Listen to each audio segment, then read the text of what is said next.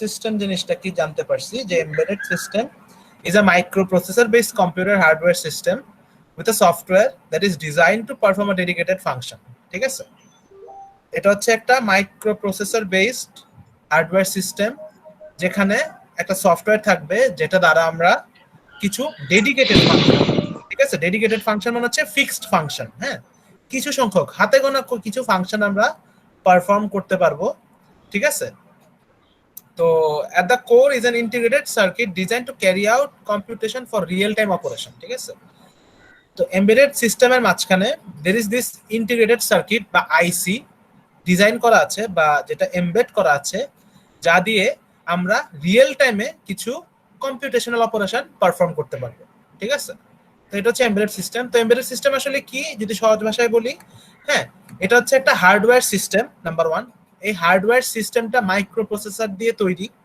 এবং এখানে একটা সফটওয়্যার থাকে যে সফটওয়্যার দিয়ে আমরা কিছু হাতে গোনা কাজ করতে পারি হ্যাঁ এই যে মাইক্রোপ্রসেসরটা এটার সেন্ট্রালে বা এটার যে কোর এই কোরের মাঝখানে একটা আইসিইউ আছে যে আইসিইউ দিয়ে আমরা রিয়েল টাইমে কিছু কম্পিউটেশনাল অপারেশন করতে পারি এই যে ব্লেন্ডারের কথা বলতেছি বা এই যে মাইক্রোওভেনের কথা বলতেছি এই যে সে যে কিছু একটা টাইম সে যে ঘুরতেছে 1 মিনিট যে সে ঘুরবে হ্যাঁ বা 1 মিনিট ধরে যে সে খাবারটা গরম করবে সেটাও তো একটা computational real time operation right so ওইটাই আর কি এখানে বোঝাচ্ছে তো আমরা এটাও পড়ছি যে আমাদের আশেপাশে সবকিছুই মোটামুটি এমবেডেড সিস্টেম দিয়েই তৈরি cellphone washing machine traffic signal automobile electronics ঠিক আছে তো আমরা যদি মনে করি যে আশেপাশে কোন সিস্টেমে এমবেডেড সিস্টেমটা নাই ঠিক আছে তুমি চিন্তা করে আসলে ইলেকট্রনিক কোনো ডিভাইস যেটাতে এমবেডেড সিস্টেম নাই সেটা আসলে পাওয়াটা খুবই ডিফিকাল্ট ঠিক আছে ইনফ্যাক্ট আমাদের বাসায় যদি কোনো ইলেকট্রিক্যাল ফিল্টারও থাকে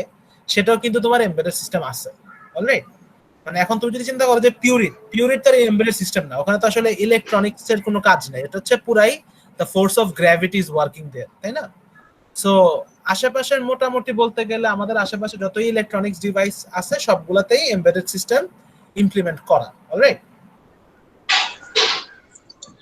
এখন হচ্ছে আমরা যদি একটু নিচের দিকে যাই আবারও সেম কথাই আসছে যে এমবেডেড সিস্টেম মানে কি এমবেডেড সিস্টেম মানে হচ্ছে একটা প্রসেসর একটা কিছু ভিতরে এমবেড করা ঠিক আছে embedded product uses a microprocessor or microcontroller to do one task only ঠিক আছে embedded product বা মাইক্রোপ্রসেসর আসলে এখানে একটু ভুল আছে স্যার মাইক্রোপ্রসেসর দিয়ে না তুমি একটা কাজ করবা হয় না মাইক্রোপ্রসেসর তুমি চাইলে অনেকগুলো কাজ করতে পারো মাইক্রো কন্ট্রোলার দিয়ে তুমি একটা কাজ করতে পারো কিন্তু হ্যাঁ মানে ধরো আমি আমাদের বাসার ওয়াশিং মেশিন যদি আমি আমার কোর i7 পিসির হার্ডওয়্যার দিয়ে ইউজ করি বা আমি যদি আমার কোর i7 এর পিসির যে ইয়াটা তোমার কোরটা বা প্রসেসরটা সেটা দিয়ে যদি আমি একটা ওয়াশিং মেশিন তৈরি করি সেটা কি ইনএফিশিয়েন্ট হবে না ব্যাপারটা আর এআই ওয়াশিং মেশিন হয়ে যাবে মানে এআই ওয়াশিং মেশিন মানে স্যার ওটা তো মানে কি করবে এটা কাজ কি হবে বলো তাও যাই হোক ওগুলোতে আমরা না যাই ব্যাপারটা হচ্ছে যে ধরো জিনিসটা ইনএফিশিয়েন্ট হবে যে আমি আমার কম্পিউটারের প্রসেসর দিয়ে একটা ওয়াশিং মেশিন ডিজাইন করছি ঠিক আছে জিনিসটা আসলে কোনো একটা এফিশিয়েন্সি থাকবে না তো ব্যাপারটা হচ্ছে যে মাইক্রো প্রসেসর দিয়ে আসলে একটা কাজের জন্য আমরা কোনো সিস্টেম ডিজাইন করি না সাধারণত বুঝছো যে একটা সিস্টেম যে সিস্টেমটা তুমি আমি ডিজাইন করলাম just to do only one task ওইটার জন্য আমরা মাইক্রো প্রসেসর কখনোই ইউজ করব না আমরা সেখানে মাইক্রো কন্ট্রোলার ইউজ করব মাইক্রো কন্ট্রোলারের হচ্ছে আমাদের ক্যাপাসিটি বা ওয়ার্কিং ফাংশনালিটি গুলো একটু কম থাকে বুঝতে পারছি সো এখানে একটু ভুল আছে but we can skip this part যে আসলে মূলত এমবেডেড সিস্টেমে আমরা মাইক্রো কন্ট্রোলার ইউজ করি to do one task only in an embedded system there is only one application software that is typically burned into ROM ঠিক আছে আমরা ওই দিন লাস্ট ক্লাসে পড়ছি ROM কি রাইট ROM কি স্যার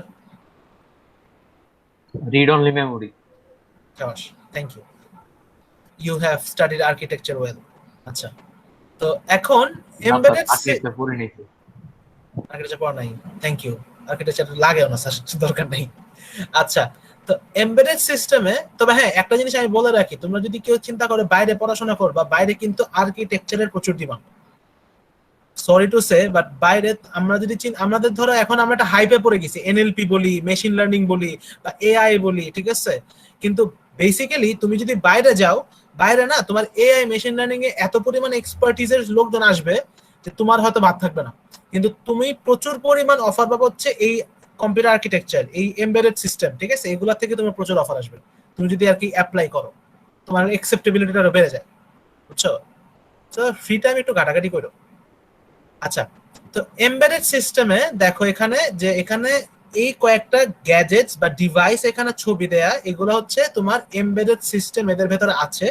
তো এদের কি কি থাকে, এই যে এই ডিভাইসেস গুলার বা এই গ্যাজেটস গুলার ভেতরে আসলে কি কি অ্যাভেলেবল থাকে, এদের একটা ইন্টারফেস থাকবে, ইউজার ইন্টারফেস থাকবে, রাইট? এই যে ওয়াশিং মেশিনের এখানে যে আমাদের হাউসওয়াইফ গুলা বা আমাদের মা খালারা, ওনারা যখন হচ্ছে তোমার ওয়াশিং মেশিনে কাপড় দেন, ওনারা কিন্তু এখানে টাইমটা সেট করে দেন, টাইমার সেট করে দেন, ঠিক আছে? কোন ধরনের ক্লোথ তোমার এখানে ইয়া হচ্ছে, ওয়াশ হচ্ছে, সেগুলো একটা সেট করে দেন, সিল্কের না কিসের, সেগুলোর অপশন থাকে এখানে। সো এই particular interface, this is our user interface for washing machine, whereas this is our user interface for তোমার এটা হচ্ছে, এটা কি জানি, মাইক্রোওভেন, ঠিক আছে? মাইক্রোওভেনে এটা হচ্ছে ইউজার ইন্টারফেস। এবং এই ডিভাইসগুলোর ভেতরে দেয়ার আর ভ্যারিয়াস সেন্সরস, রাইট? মাইক্রোওভেনের ভেতরে দেয়ার আর সেন্সরস, যে তোমার খাবার কতটুকু গরম হচ্ছে বা তোমার মাইক্রোওয়েভ যে প্রডিউস হচ্ছে সেটা একটা সেন্সর আছে। ওয়াশিং মেশিনের ভিতরে there are certain sensors that could be like water level detection, যে ওয়াশিং মেশিনে কতটুকু পরিমাণ পানি ভরছে, এখনই এনাফ কিনা পানি ফ্লোটা বন্ধ করার জন্য, এরকম আর কি কিছু সেন্সর ইয়া করা। অ্যাকচুয়েটার্স, আমরা কি জানি অ্যাকচুয়েটার্স কি? কেউ জানি অ্যাকচুয়েটার কি? অ্যাকচুয়েটার মেইনলি হাতের মতো কাজ করে, মানে লাইন্স টাইপের, যে যেটা দিয়ে আসলে কোন একটা অ্যাকশন পারফর্ম করা হয়, সেই যন্ত্রটা হচ্ছে actuator. You are very accurate, ঠিক আছে? অ্যাকচুয়েটার হচ্ছে মূলত যে তুমি কোনো কাজ পারফর্ম করার জন্য যেই একটা কম্পোনেন্ট আছে সেটাকে আমরা অ্যাকচুয়েটার বলি। এখন বেসিক্যালি অ্যাকচুয়েটার হচ্ছে তোমার মুভমেন্টের কাজে লাগে, বুঝছো? মানে মোশনের ক্ষেত্রে কোনো ডিভাইসের ভেতরে যদি কোনো মোশন আমরা প্রডিউস করতে চাই, যেমন রোবট বলো, যেমন গাড়ি বলো, ঠিক আছে? তো মোশন প্রডিউসের ক্ষেত্রে কম্পোনেন্ট যেটা থাকে সেটাকে আমরা অ্যাকচুয়েটর বলি, ঠিক আছে? মোটর আর অ্যাকচুয়েটর কাইন্ডটা সেম। তোমরা যখন নেক্সট সেমিস্টারে বড় হবা, তোমরা নেক্সট সেমিস্টারে পাস, মানে এই সেমিস্টার পাস করে নেক্সট সেমিস্টারে যখন তোমরা রোবোটিক্স কোর্স নিবা, সেই রোবোটিক্স কোর্সে তোমরা অ্যাকচুয়েটর কি সেটা আরো ইন ডেপথ পড়বা, ঠিক আছে? আচ্ছা, তো এখন হচ্ছে ক্যারেক্টারিস্টিক্স গুলো আমরা পড়ছি, যে কিছু বৈশিষ্ট্য থাকবে আমাদের এমবেডেড সিস্টেমের, সেগুলো হচ্ছে পারফরম্যান্সের একটা ইয়া থাকবে, ইস্যু থাকবে, যে সেটা কতটুকু ভালো পারফর্ম করবে, সেটা কতটুকু দামের হবে, সেটা অবশ্যই আমাদের দামের আয়ত্তের মধ্যে থাকতে হবে, ঠিক আছে? যেই ধরো যেই পিসিটা, যেই ওয়াশিং মেশিনটার দাম হচ্ছে 1 লাখ, সেটা আমরা বাসায় কখনো কিনবো না, ঠিক আছে? সেটা হচ্ছে হসপিটালে বা সেটা হচ্ছে কোনো ধরনের কোনো বড় বড় ইন্ডাস্ট্রিতে, যেখানে হচ্ছে তোমার সেফটি হ্যাজার্ডটা খুবই মেনটেন করা লাগে, সেখানে তারা কিনবে। কিন্তু আমাদের বাসার washing machine typically 40 to 60K হয়, if I am not wrong, আমি জানি না ঠিক, ঠিক আছে? তো this is one thing. Okay, আর if we move on, real time requirement, আমাদের একটা রিয়েল টাইম রিকোয়ারমেন্ট থাকবে, সেটা আমরা একটু সামনে পড়বো, এই সামনে কটা স্লাইডে আসবে, যে রিয়েল টাইম রিকোয়ারমেন্ট আমাদেরকে ফুলফিল করতে হবে। যে আমাদের তৎক্ষণাৎ যে কাজ, আমরা কাজটা এখন করতে চাচ্ছি, আমাদের এখনই জিনিসটাকে ফুলফিল করা লাগবে, ঠিক আছে? সেটা আমরা এখন কাজটা করতে বসবো, কাজটা কমপ্লিট হবে হচ্ছে 2 দিন পরে, তাহলে তো লাভ নাই, ঠিক আছে? বাংলাদেশে যে অবস্থা হয়েছে, যে করোনা রোগী, তোমার করোনা রোগীর টেস্ট করানোর আগ পর্যন্ত করোনা রোগী হসপিটালে ভর্তি না, টেস্ট করতে করতে রোগী মারা যায়, ঠিক আছে? আমাদের এক কলিগের কিন্তু করোনা হয়েছে, ওনার সাথে আমি যোগাযোগ রাখতেছি, খোঁজ খবর নিচ্ছি। কার স্যার? তোমরা কি তানজিলা ম্যাডামকে চিনো? তানজিলা ম্যাডাম? তানজিলা পিক। হ্যাঁ হ্যাঁ, হ্যাঁ চিনি। ম্যাডামের করোনা হয়েছে কয়েকদিন আগে, 2 দিন আগে ধরা পড়ছে। তো ওনার সাথে আমি ইন টাচ আছি বা খোঁজ খবর নিচ্ছি টাইম টু টাইম। তো মানে উনি যে হ্যাসেল গুলা পোহাইছে সেগুলো শুনে আসলে খুবই খুবই ডিগ্রেডেড লাগছে আমাদের দেশকে, ঠিক আছে? যে মানে ইটস লাইক, বড় কথা হচ্ছে যে করোনার জন্য তোমার নরমাল ট্রিটমেন্ট এখন হ্যাম্পার হচ্ছে, ঠিক আছে? যে তোমার ধরো পায়ে ব্যথা, করোনা টেস্ট করে আসো, ঘাড়ে ব্যথা, করোনা টেস্ট করে আসো, হ্যাঁ, বুকে ব্যথা, করোনা টেস্ট করে আসো। এখন হচ্ছে যে সবকিছুতে করোনা টেস্ট, আর করোনা টেস্টের রিপোর্ট হচ্ছে 2-3 দিন পরে। তো এখন এই আমাদের রিয়েল টাইম তো আর রিকোয়ারমেন্টটা ফুলফিল হচ্ছে না। তো ব্যাপারটা হচ্ছে এরকমই যে রিয়েল টাইম বলতে হচ্ছে যে আমাদের যখন প্রয়োজন আমাদের তখনই জিনিসটা আমাদেরকে পেতে হবে বা আমাদের কাজটা কমপ্লিট করতে হবে, ঠিক আছে? আচ্ছা, আমরা করোনা নিয়ে পরে কথা বলবো না। তো পাওয়ার কনজাম্পশন মানে হচ্ছে যে আমাদের কতটুকু ইলেকট্রিসিটি সে তোমার কনজিউম করবে, ঠিক আছে? এখন তোমরা ধরো তোমাদের বাসায় যদি তোমরা দেখো যে তোমাদের বাসার যে এসি গুলো আছে সেই এসি গুলো যেই জায়গা থেকে পাওয়ার নেয়, ঠিক আছে, সেটা কিন্তু তোমাদের নর্মাল সকেট না। আমরা যে নর্মাল সকেটে তোমার ফোন চার্জ দেই না বা টিভি দেখি বা তোমার যে পিসি অপারেট করি, সেই নর্মাল সকেটে কিন্তু তুমি কখনো এসির পাওয়ারের লাগাইতে পারবে না, কারণ এসির তোমার প্রচুর পরিমাণ পাওয়ার কনজিউম করে। তো বেসিক্যালি আমাদের এখন সিস্টেমটা এমন ভাবে আমরা কেনার সময় এমন ভাবে জিনিসগুলোই মাথায় রাখবো, তার মধ্যে power consumption is a fact. Reliability, আমি এত টাকা দিয়ে একটা জিনিস কিনলাম, সেটা কালকে নষ্ট হয়ে গেল, তাহলে তো জিনিসটা কিনে লাভ নেই, তাই না? আমি জানি জিনিসটা কালকে নষ্ট হয়ে যাবে, তাহলে আমি কেন কিনবো 1 লাখ টাকা দিয়ে জিনিসটা কাল একদিনের জন্য? পুষাবে না, রাইট? সো বেসিক্যালি আমাদের এমবেডেড সিস্টেম যেটা আমরা পারচেজ করবো বা যেটা আমরা অ্যাকোয়ার করবো সেটা অবশ্যই রিলায়েবল হতে হবে, ঠিক আছে? আচ্ছা, আবারও সেম কথায় আসতেছে যে বৈশিষ্ট্যগুলা, জিনিসটা এফিশিয়েন্ট থাকবে। এফিশিয়েন্ট আমরা বলতেছি, এফিশিয়েন্ট বলতে আসলে কি বুঝাই? এফিশিয়েন্ট বলতে বুঝাই হচ্ছে জিনিসটা এনার্জি এফিশিয়েন্ট হবে, জিনিসটার কোড সাইজ এফিশিয়েন্ট হবে, specially systems on the chip. Run time efficient হবে, জিনিসটার ওয়েট এফিশিয়েন্ট হবে, জিনিসটার কস্ট এফিশিয়েন্ট হবে, ঠিক আছে? তো এফিশিয়েন্সি বলতে আমরা এই 5টা ফ্যাক্টর বুঝাই। আচ্ছা, এরপর হচ্ছে dedicated towards a certain application, knowledge about behavior at a design time can be used to minimize resource and to maximize robustness, ঠিক আছে? এটা হচ্ছে ডিজাইন পার্সপেক্টিভের থেকে বলা হচ্ছে যে যখন ধরো আমি একটা জিনিস ডিজাইন করতে বসবো, যে আমি ধরো আমরা আজকে বসলাম, আমি ফুয়াদ আর নাসিফ মিলে বসলাম যে স্যার আমরা আজকে একটা ওয়াশিং মেশিন ডিজাইন করবো, ঠিক আছে? তো আমরা তিনজন একসাথে বসলাম, বসার পরে আমরা ডিজাইন করার মাঝখানে ফুয়াদ বলতেছে স্যার আর ভালো লাগতেছে না স্যার, ওয়াশিং মেশিন অনেক বড়, কাজ করি স্যার আমরা মাইক্রোওভেন ডিজাইন করে ফেলি, ঠিক আছে? তখন আমরা চিন্তা করলাম যে ঠিক আছে অনেকটুকু তো বানায় ফেলছি, ওয়াশিং মেশিনে তো জিনিসটা ঘুরে, ওয়াশিং মেশিনে তো একটা অ্যাকচুয়েটার আছে যেটা হচ্ছে কাপড় ঘুরায়, আমরা এই অ্যাকচুয়েটারটাই ইউজ করি খাবার গরম করার জন্য, ঠিক আছে? খাবার যে গরম করবে জিনিসটা যে ঘুরবে, হ্যাঁ। এখন ধরো যে জিনিসটা কাপড় ঘুরায়, কাপড়ের কিন্তু ওজন আছে, রাইট? আমরা যখন একটা কাপড় ঘুরানোর জিনিস বা একটা অ্যাকচুয়েটার নিব, সেটার যে হর্স পাওয়ার থাকবে সেটা কিন্তু খাবার ঘুরানোর ওই অ্যাকচুয়েটার থেকে বেশি পাওয়ারফুল হবে, রাইট? সো এখন আমি যদি ওটাতে খাবার গরম করতে যাই তখন দেখা যাবে কি যে খাবার ছড়ায় ছিটায় যাবে, কারণ অনেক স্পিডে ঘুরবে, রাইট? সো বেসিক্যালি আমরা যদি মনে করি যে আমরা যদি ডিজাইনিং এর ক্ষেত্রে আমরা যদি শুরু থেকে আমরা যদি জিনিসটার উপরে ডিটারমাইন না থাকি, তাহলে আমাদের রিসোর্স মিনিমাইজেশন হবে না আর আমাদের রবাস্টনেস থাকবে না। এটা এখানে বলছে যে ডিজাইন টাইমে তোমাকে যদি তোমার ডিসিশনটা প্রপার হয় তখন তোমার রিসোর্স গুলো মিনিমাইজ হয় আর তোমার রবাস্টনেসও ম্যাক্সিমাইজ হয়। এখন আমি আর ফুয়াদ যদি আরো স্টাডি করতাম যে না আমরা ওয়াশিং মেশিনই তৈরি করব, আমরা যদি আগে থেকে আরো চিন্তা ভাবনা করতাম, আরো পড়াশোনা করতাম, তখন হচ্ছে আমরা আরো কস্ট এফিশিয়েন্ট, আরো মিনিমাইজ, আমাদের রিসোর্স গুলো আরো মিনিমাইজ করে আমরা একটা ওয়াশিং মেশিন ডিজাইন করতে পারতাম। যেহেতু আমাদের ডিজাইনের সময় আমাদের মাথা ঠিক ছিল না, আমরা প্রপারলি কাজ করে নাই, তাই আমরা হচ্ছে ওয়াশিং মেশিন তৈরি করতে যেয়ে মাইক্রোওভেন তৈরি করছি যেটা দিয়ে আসলে খাবার গরম হয় না। সো আলটিমেটলি আমাদের কোনো কাজই হলো না, রাইট? ডেডিকেটেড ইউজার ইন্টারফেস, এই যে এমবেডেড সিস্টেমগুলা, এই এমবেডেড সিস্টেমগুলা একটা স্পেসিফিক ডেডিকেটেড ইউজার ইন্টারফেস দ্বারা অপারেট হয়, ঠিক আছে? মাইক্রোওভেনের যে ইন্টারফেস, সেই ইন্টারফেস দিয়ে কিন্তু তোমার ওয়াশিং মেশিন চলবে না। চলবে বলো? ওখানে কিন্তু চলবে না, ঠিক আছে?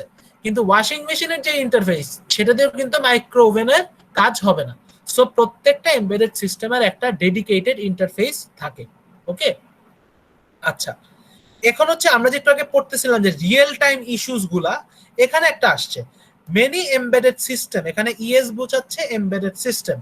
Many embedded system must meet real time constraints. Students, constraint মানে কি কেউ বলতে পারবে? স্যার লিমিটের মতো, exactly, limitation. You guys are correct. এটা হচ্ছে লিমিটেশন, যে আমাদের এমবেডেড সিস্টেম আমরা তৈরি করছি, এখন এমবেডেড সিস্টেম দিয়ে তো রকেট চালাতে পারবো না, তাই না? এমবেডেড সিস্টেমের কিছু সার্টেন লিমিটেশনস থাকে, ঠিক আছে? তো real time system must react to stimuli from the controlled object within the time interval dictated by the environment. ঠিক আছে, আবারও বলতেছি, a real time system must react to stimuli. Stimuli শব্দটা তোমরা বায়োলজিতে পড়বা, ঠিক আছে, বা তোমরা হয়তো বায়ো ইনফরমেটিক্স তোমাদের আছে সেখানে তোমরা পড়বা। Right, real time system must react to stimuli from the controlled object within the time interval dictated by the environment. ঠিক আছে, ব্যাপারটা হচ্ছে কি, ধরো আমরা যখন what do we say, যে আমরা যদি আমাদের হিউম্যান বিহেভিয়ারের কথা চিন্তা করি, যদি কোনো গরম জিনিস আমরা দেখি, হ্যাঁ ধরো সাপ, একটা সাপ যদি আমরা দেখলে কি আমরা লাফ দিয়ে উঠি না ভয়ে? হঠাৎ করে দেখলে সাপ কিন্তু আমাদেরকে কামড় দেয় নাই, কামড় দিলে আমরা লাফ দিতাম, কিন্তু কামড় ছাড়াই কিন্তু আমরা লাফ দিতেছি। এটা হচ্ছে কি, আমরা কিন্তু আমাদের স্টিমিউলিতে আমরা রেসপন্স করতেছি, আমাদের রিফ্লেক্সে কিন্তু আমরা রেসপন্স করতেছি। ব্যাপারটা হচ্ছে কি, যে রিয়েল টাইম সিস্টেম তোমার সেই কাজটাই করবে। এই যে আমি যখন তোমার ওয়াশিং মেশিন বা আমি যখন মাইক্রো ওভেনে বললাম স্টার্ট, ঠিক আছে, স্টার্টটা হচ্ছে ওই রিয়েল টাইম সিস্টেমের স্টিমিউলি, যেটা থেকে সে হচ্ছে রিঅ্যাক্ট করে কাজ অ্যাচিভ করবে উইদিন আ টাইম ইন্টারভেল। বুঝতে পারছো? আমি যখন ওয়াশিং মেশিন বা মাইক্রোওভেনে প্রেস করব স্টার্ট, তখনই সে স্টার্ট করা শুরু করবে এবং সে ওই টাইম, যেই টাইমটা আমি সেট করে দিব সেই টাইমের মধ্যেই সে কাজটা করবে। বুঝতে পারছি যে সে হচ্ছে স্টিমিউলিতে রিঅ্যাক্ট করবে। কার স্টিমিউলি? অপারেটরের স্টিমিউলি। অপারেটর, আমি যখনই স্টার্ট দিব, আমি অপারেটর, আমি যখনই স্টার্ট দিব তখনই জিনিসটা স্টার্ট হবে। For real-time system, right answers arriving soon might be wrong. ঠিক আছে, যে তোমার রিয়েল টাইম সিস্টেমে একটা রাইট অ্যান্সার অ্যারাইভ হইতে যদি দেরি হয় বা আগে পৌঁছায়, সেটা ভুল হয়ে যাবে। আমি কাপড় ভিজাইলাম, সাবানে ভিজাই ওয়াশিং মেশিনে দিলাম, বললাম যে সেটাকে 20 মিনিট, তোমার সেই 20 মিনিট তুমি কাপড়টাকে ইয়া করবা, টোটালি ঘোরাঘুরি করবা ওয়াশিং মেশিনের ভেতরে, ওয়াশিং মেশিনের ভেতরে জিনিসটা রোটেট করবে। ঠিক আছে, কিন্তু 20 মিনিটের জায়গায় আমি দিলাম 20 মিনিট, কিন্তু ওয়াশিং মেশিন ওটা 10 মিনিট ঘুরাইলো। ঠিক আছে, 10 মিনিট ঘুরাইলে কি হবে? 10 মিনিট ঘুরাইলে আমার কাপড়টা প্রপারলি পরিষ্কার হবে না। আচ্ছা, আমি দিলাম 20 মিনিট, ওয়াশিং মেশিন 1 ঘন্টা ঘুরাইলো, 1 ঘন্টা ঘুরাইলে কি হবে? আমার কাপড়টার হয়তো ফ্যাব্রিকটা নষ্ট হয়ে যাবে, right? So basically real time সিস্টেমের আমাদের যে কাজটা, সেই কাজটার যে অ্যান্সার, সেটা আগে আসাও সমস্যা, সেটা আবার অনেক পরে আসাও সমস্যা। বুঝতে পারছো? আচ্ছা, এখন a real time constraint is called hard. ঠিক আছে, এই যে কনস্ট্রেইন্ট গুলা, এগুলাকে বলা হয় হচ্ছে হার্ড কনস্ট্রেইন্ট। আমি যখন স্টার্ট দিব তখন স্টার্ট হইলো না, আমি যতক্ষণ করতে বললাম, হ্যাঁ, ততক্ষণ সে কাজটা করলো না, তখন কি হবে? আমার কি পুরা, মানে আমার তো কিছুই হলো না, আমার কি পুরো একটা ক্যাটাস্ট্রফিক ব্যাপার হবে না? যে আমার বাসায় মেহমান আসবে, আমি খাবার গরম করতে দিলাম 10 মিনিট, মাইক্রো ওভেনে 1 ঘন্টা ঘুরলো, আমার তো খাবার পুরো যাবে, আমার তো মেহমানদের খাওয়ানোর কিছু থাকবে না। সো আমাদের সিচুয়েশন থেকে it will be a catastrophic situation, right? So আমাদের রিয়েল টাইম কনস্ট্রেন্টস গুলা যদি প্রপারলি কাজ না করে বা আমরা যদি প্রপারলি মিট না করতে পারি আমাদের সিস্টেম দিয়ে, দেন একটা ক্যাটাস্ট্রফিক রেজাল্ট প্রডিউস হবে।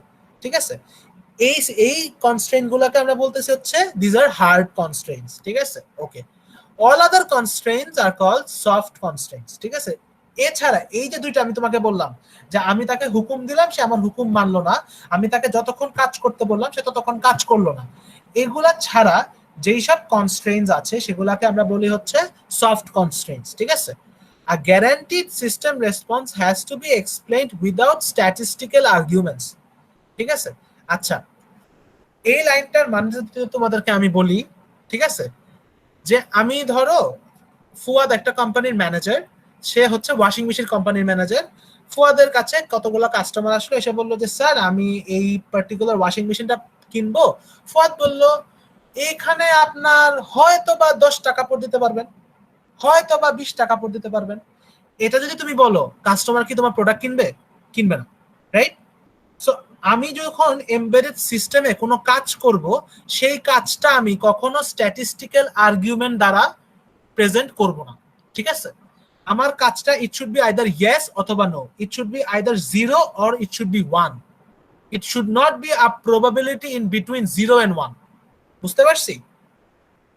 লাস্টের লাইনটা হচ্ছে আমাদের আইদার ইয়েস হবে অথবা নো হবে, অথবা 0 হবে অথবা 1 হবে, but it should not be a probability that lies between 0 or 1। Clear এই স্লাইডটা? জি sir. It's kind of complex. কারো যদি কোয়েশ্চেন থাকে I can attend to your question. বলো, কোনো কোয়েশ্চেন আছে কারো? আচ্ছা, না থাকলে আমরা তাহলে আস্তে আস্তে আবার মুভ অন করি। ওকে, এখানে আরো কিছু ক্যারেক্টারিস্টিক্স আছে। Frequently connected to physical environment, hybrid system, typically embedded system are reactive system. আচ্ছা, frequently connected to a physical environment through sensors and actuators. হ্যাঁ, আমাদের embedded সিস্টেমটার অবশ্যই কোনো না কোনো পোরশন থাকবে যেটা ফিজিক্যাল এনভায়রনমেন্টের সাথে কানেক্টেড, রাইট? এই যে ওয়াশিং মেশিন বলো, এই যে মাইক্রোওভেন বলো, এই যে ব্লেন্ডার বলো, ঠিক আছে, এগুলাতে কিন্তু কোনো না কোনো কম্পোনেন্ট থাকে যেটা হচ্ছে ফিজিক্যাল সিস্টেমের সাথে কানেক্টেড। দ্যাট ইজ হচ্ছে অ্যাকচুয়েটর বা সেন্সর, কিছু না কিছু এটা ওখানে আছে, রাইট? আচ্ছা, হাইব্রিড সিস্টেম, এমবেডেড সিস্টেম হচ্ছে মূলত হাইব্রিড সিস্টেম। যেমন হচ্ছে তুমি চিন্তা করো আমাদের ধরো ওয়াশিং মেশিনের কথা আবার আসি, বারবার ওয়াশিং মেশিনে আসতেছে, আর কোনো এক্সাম্পল পাচ্ছি না আমি। হ্যাঁ, এখানে কিন্তু কিছু অ্যানালগ পার্টস থাকে, এখানে কিন্তু কিছু ডিজিটাল পার্টস থাকে, রাইট? অ্যানালগ পার্টস আর ডিজিটাল পার্টস এর সাহায্যে কিন্তু আমরা কাজটা অ্যাচিভ করতে পারি। এখন আমরা যদি একটু চিন্তা করি যে স্যার আমাদের কম্পিউটার কি একটা হাইব্রিড সিস্টেম নাকি টোটাল একটা ডিজিটাল সিস্টেম, তোমরা কি মনে করো আমাদের কম্পিউটার কি একটা হাইব্রিড সিস্টেম? জি স্যার, হাইব্রিড সিস্টেম। কেন? স্যার কিবোর্ড ধরেন যে হার্ডওয়্যার পার্টগুলো সেগুলো তো ডিজিটাল না স্যার। পিসিটা যখন পাওয়ার বাটনে চাপ দিতে হয়, হ্যাঁ, অ্যানালগ পার্ট গুলো আর হলো বাকিগুলা তো স্যার এটা অ্যাডিশনাল, এক্স্যাক্টলি। এখন আমরা যদি সহজ ভাষায় চিন্তা করি, আমাদের পিসিতে যে ফ্যানটা থাকে যেটা দিয়ে হচ্ছে হিট ডিসিপেট হয়, সেই ফ্যানটা যে ঘুরতেছে সেটা কি আমরা এটা কি এটা অ্যানালগ কাজ অ্যাচিভ করতেছে না? সে কিন্তু ঘুরতেছে, রাইট? সে যদি না ঘুরতো, সে যদি আমাদের পিসি থেকে হিট ডিসিপেট না করতো, বাতাসটাকে যদি সে বের না করে দিত, আমাদের পিসি would have collapsed, right? There would have been a circuit breakdown in our laptop or desktop or whatever components that we are using. So basically আমাদের কম্পিউটারটাও একটা হাইব্রিড সিস্টেম যেখানে ডিজিটাল পার্টসও এক্সিস্ট করে অ্যাজ ওয়েল অ্যাজ অ্যানালগ পোরশনসও exist করে। হ্যাঁ, এখন তুমি যদি বলো যে স্যার আমাদের গ্রাফিক্স কার্ড কি বলবো, অ্যানালগ সিস্টেম নাকি হাইব্রিড সিস্টেম নাকি টোটালি ডিজিটাল সিস্টেম? অবশ্যই আমাদের গ্রাফিক্স কার্ডটা, অনেকের গ্রাফিক্স কার্ডে দেখবা তুমি যদি GTX 970 থেকে শুরু করে তুমি যদি পরের ভার্সনের গ্রাফিক্স কার্ড তোমরা ইউজ করো, তোমরা দেখবা যে সেগুলাতে কিন্তু তোমার একটা ফ্যান আছে, রাইট, টু ডিসিপেট হিট। কিন্তু কিছু কিছু আগে ডেডিকেটেড গ্রাফিক্স কার্ডে কিন্তু তুমি কোনো ফ্যান পাবা না, ঠিক আছে? সরি অন বোর্ড গ্রাফিক্স কার্ডে তুমি কিন্তু কোনো ফ্যান পাবা না। সো বেসিক্যালি আমরা আসলে অনেক ধরনের সিস্টেমে ইউজ করি যেটা ডিজিটাল এন্ড অ্যানালগের মানে একসাথে তৈরি, এর জন্য আমরা এটাকে হাইব্রিড সিস্টেম বলি। আচ্ছা, typically embedded system are reactive system. Reactive system মানে কি? Are reactive system is one which is in continual interaction with its environment and executes at a pace determined by that environment, ঠিক আছে? Reactive system হচ্ছে যে সে তার আশেপাশের এনভায়রনমেন্টের সাথে সে একটা কানেকশন বা একটা কমিউনিকেশন আছে এবং তার এনভায়রনমেন্টের যেই সেটিংস গুলা সেই সেটিংস অনুসারে সে তার কাজটা কন্টিনিউ করবে, ঠিক আছে? এখন ধরো আমাদের ডিজিটাল সিস্টেমের এনভায়রনমেন্ট কি? আমাদের ডিজিটাল সিস্টেমের এনভায়রনমেন্ট হতে পারে আমরা, রাইট? আমরা যদি খাবার গরম করতে চাই, খাবারটা আমরা গরম করতেছি। এখন ধরো খাবারটা কিভাবে গরম করবো? ধরো আমার একটা খাবার আছে, আমি ফ্রিজ থেকে বের করলাম, ফ্রিজ থেকে তুমি কিন্তু ফ্রিজ থেকে আইসক্রিম বের করে কিন্তু মাইক্রোওভেনে দিবা না, রাইট? সো ব্যাপারটা হচ্ছে এরকম যে আমরা কিন্তু জিনিসটাকে অপারেট করতেছি, বাট আমরা যে জিনিসটার জন্য অপারেট করতেছি সেটা কিন্তু হচ্ছে আমাদের এনভায়রনমেন্ট। দেয়ারফর আমাদের এনভায়রনমেন্ট মানে হচ্ছে আমাদের এমবেডেড সিস্টেমের এনভায়রনমেন্ট। সেটা আসলে খুবই কমপ্লেক্স একটা কথা, আমি বুঝাতে পারতেছি না, হয়তোবা তোমরা হয়তো বুঝাতে গেলে আরো টাইম লাগবে। জাস্ট মাথায় রাখো যে একটা এমবেডেড সিস্টেম তার পরিবেশ দ্বারা সে ইনফ্লুয়েন্স হয়ে কাজ করে, ঠিক আছে? Okay, behaviour depends on input and current state. একটা এমবেডেড সিস্টেমের বিহেভিয়ার হচ্ছে তার ইনপুট দ্বারা ডিপেন্ডেন্ট, তার ইনপুট দ্বারা হয়তো সে ভ্যারি করবে অথবা তার কারেন্ট স্টেট দ্বারা ভ্যারি করবে। কারেন্ট স্টেট দ্বারা কিভাবে ভ্যারি করে, আমরা ডিজিটাল ইলেকট্রনিক্স ডিজিটাল লজিক ডিজাইনে তোমরা পড়ছিলা ফ্লিপ ফ্লপ, রাইট? ফ্লিপ ফ্লপের কাজ কি, সে কিন্তু মেমোরিতে কিছু জিনিস স্টোর করে রাখে, রাইট? মেমোরি ডিভাইস হিসেবে সে কাজ করে, যার জন্য হচ্ছে আমরা কারেন্ট স্টেটটা জানতে পারি। সো বেসিক্যালি একটা এমবেডেড সিস্টেমের বিহেভিয়ার ডিপেন্ড করবে হচ্ছে তার ইনপুটের উপরে অ্যাজ ওয়েল অ্যাজ তার কারেন্ট স্টেটের উপরে, ঠিক আছে? ওকে, আবারও সেম জিনিস। ওকে, তো যেটা হচ্ছে যে এমবেডেড সিস্টেম, এটা হচ্ছে এটা ডিফারেন্স দিছে, ঠিক আছে? এটা হচ্ছে তোমার এমবেডেড সিস্টেমের সাথে জেনারেল পারপাস কম্পিউটিং এর difference. So slide number 11 is the difference between an embedded system and a general computing system, all right, but general purpose computing. So embedded system এ দেখো যে few applications that are known at a design time. আমরা যখন washing machine design করব, আমরা washing মেশিনের কিছু few application মাথায় রেখে ডিজাইন করব। আমরা যখন জেনারেল পারপাস কম্পিউটিং ডিজাইন করব, সেলফোন, ল্যাপটপ, ঠিক আছে, স্মার্ট টিভি, অলরাইট, তারপর হচ্ছে তোমার স্মার্ট গ্যাজেটস যেগুলোতে একটা ইউজার ইন্টারফেস থাকে, স্মার্ট ওয়াচ বলো, এগুলো যখন আমরা ডিজাইন করব, আমরা কিন্তু আসলে ব্রড ক্লাস অফ অ্যাপ্লিকেশন মাথায় রেখে ডিজাইন করব, রাইট? আমাদের হার্ট রেট মাপবে, আমাদের ওয়াকে পেডোমিটার থাকবে যেখানে তোমার ওই যে ডিসটেন্স স্টেপস টেকেন সেটা দেখাবে, তারপর হচ্ছে তোমার জিপিএস থাকবে। তো আমরা যখন একটা স্মার্ট ওয়াচে ডিজাইন করি না কেন, স্মার্ট ওয়াচে কিন্তু আমরা অনেক অ্যাপ্লিকেশন মাথায় রেখে ডিজাইন করি। কিন্তু আমরা যখন একটা ওয়াশিং মেশিন ডিজাইন করি, আমরা কিন্তু জাস্ট ডিজাইন টাইমে ভাবি যে আমার এই জিনিসটা শুধু কাপড় ধোবে। ওয়াশিং মেশিন দিয়ে কিন্তু তোমার খাবার ব্লেন্ড হবে না, ঠিক আছে? ওকে, তারপর হচ্ছে not programmable by end user. Washing machine যখন আমি দোকান থেকে বাসায় কিনে নিয়ে আসবো, সেটা কিন্তু আমি প্রোগ্রাম করতে পারবো না, রাইট? আমি কিন্তু সেটাকে আরো ফার্দার কোনো কাজে সেটাকে চেঞ্জ করতে পারবো না। আমি দোকানে যে আসুস রগ একটা পিসি কিনলাম, রাইট? তোমরা তো সবাই আসুস রগের নাম শুনছো। আসুস রগ একটা পিসি কিনলাম, কাজ হচ্ছে গেম খেলবো আমি, ঠিক আছে? আমি ফিফার লেটেস্ট গেমটা খেলবো, হ্যাঁ, আমি আমি রিডেমশন তো খেলা যায় না পিসিতে, আমি হয়তো ভাইস সিটি না কি বলো জানি জিটিএ 5 খেলবো, ঠিক আছে? তো আমি খেলার জন্য পিসিটা নিয়ে আসছি, হঠাৎ করে আমি এত পড়ুয়া হয়ে গেছি যে আমি কোডিং করা শুরু করে দিছি, ঠিক আছে? আমি প্রচুর পরিমাণ পাইথনে কোড করতেছি, আমি মেশিন লার্নিং এর কাজ করতেছি, ঠিক আছে, সাইকিট লার্নে, হ্যাঁ, আমি হচ্ছে তোমার বিভিন্ন ডেটা স্ট্রাকচারের প্রোগ্রাম রান করতেছি। সো দেখো, আমি কিন্তু পারপাস ছিল গেম খেলার জন্য, কিন্তু আমি কিন্তু আলটিমেটলি অন্য কাজে জিনিসটাকে লাগাতে পারছি। দেয়ারফর মাই কম্পিউটার বা this particular device is programmable by the end user. So general purpose computing সাধারণত programmable হয়। আচ্ছা, fixed runtime requirements additional computing power not useful. এই যে আমি যে কথাটা একটু আগে তোমাদেরকে বলছিলাম যে embedded মানে microcontroller and microprocessor, আমি যদি তোমার ওয়াশিং মেশিনে Core i7 এর প্রসেসর দিয়ে, হ্যাঁ, জাস্ট ওয়াশিং মেশিনে টাইম ক্যালকুলেট করি বা টাইমার কাজ করাই, জিনিসটা কিন্তু কোনো কাজে লাগবে না। সো আমাদের ওয়াশিং মেশিনে কিন্তু একটা ফিক্সড রান টাইম রিকোয়ারমেন্ট থাকে। এই ফিক্সড রান টাইম রিকোয়ারমেন্টের জন্য অ্যাডিশনাল কম্পিউটিং এর পাওয়ারের কোনো ইউজ থাকে না, ঠিক আছে? আমি 20 মিনিট ওয়াশিং মেশিন চালাবো, কিন্তু আমি Core i7 এর প্রসেসর দিয়ে ওয়াশিং মেশিন ডিজাইন করলাম, তাহলে তো জিনিসটা ইউজফুল হলো না, ঠিক আছে?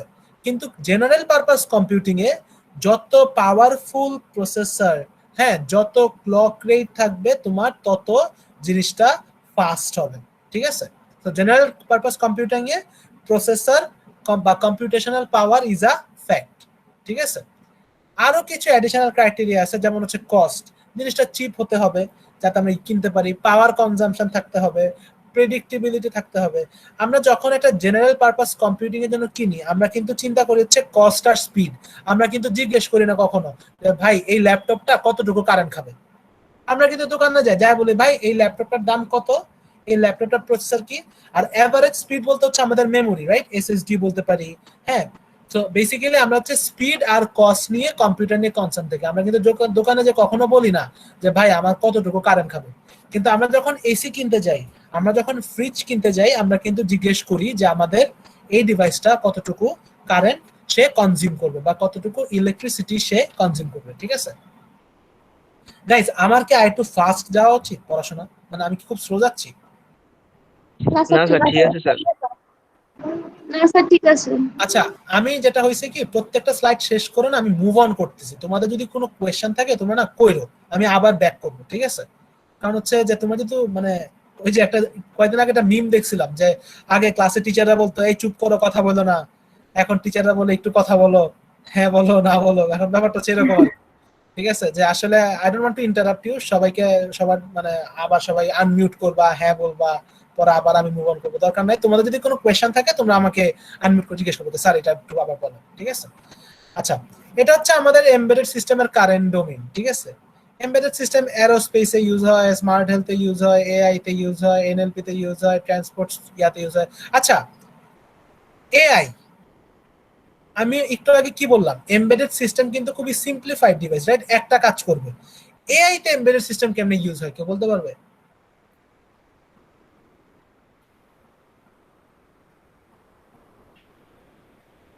মানে তোমরা তো এআই করছো, রাইট? আর আমি নিজে কিন্তু এআই করিনি, টু বি অনেস্ট। হ্যাঁ, আমি কিন্তু এআই কোর্স করিনি, বাট আমি এআই এর ব্যাপারে জানি, আমি এর ব্যাপারে পড়াশোনা করছি।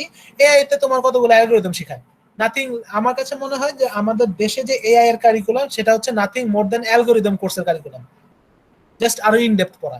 ঠিক আছে, কিন্তু আমার কথা হচ্ছে এই এআই এর সাথে এমবেডেড সিস্টেমের সম্পর্ক কি কেউ বলতে পারবে? স্যার টাইপ অফ দুইটা সেমই, কিন্তু এআই তে অটোমেশনটা থাকে যে মানে আর্টিফিশিয়াল যে ইন্টেলিজেন্সটা সেটা যে ইউজ করবে যন্ত্রটা, ওটা আমার কাছে মনে হয় ওইটাও টাইপ অফ একটা এমবেডেড সিস্টেম। স্যার স্যার বাকি আমাকে কি শোনা যাচ্ছে? হ্যাঁ হ্যাঁ শোনা যাচ্ছে।